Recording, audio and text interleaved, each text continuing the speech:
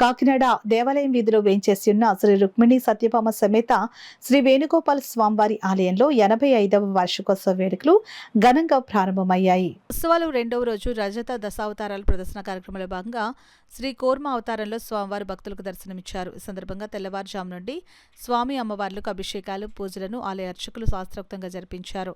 ధనుర్మాసోత్సవాలను పురస్కరించుకుని నిర్వహిస్తున్న ప్రసాద వితరణ కార్యక్రమంలో పెద్ద సంఖ్యలో భక్తులు తరలివచ్చి ప్రసాదం స్వీకరించారు.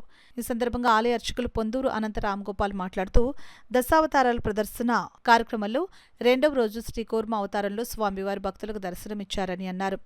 ధనుర్మాసోత్సవాలు ముగింపును పురస్కరించుకుని శ్రీ గోదా రంగనాథ కళ్యాణం వైభవంగా జరిపించనున్నట్లు వెల్లడించారు. కాకినాడ దేవాలయం వీధిలో వేంచేసి ఉన్న శ్రీ వేణుగోపాల స్వామి వారి ఆలయంలో ఈ రోజు కూర్మావతారం ప్రదర్శించబడింది. అదేవిధంగా 9వ తారీఖు సాయంత్రం 7:30 గంటలకు బేడా సేవ జరుగుతుంది. అదేవిధంగా జనవరి 10వ తారీఖున ఉదయం 5 గంటలకి పల్లకీ సేవ జరుగుతుంది. ముక్కోటి ఏకాదశి సందర్భంగా 5 గంటలకు వైకుంఠ ద్వార దర్శనం జరుగుతుంది. జై శివనారాయణ.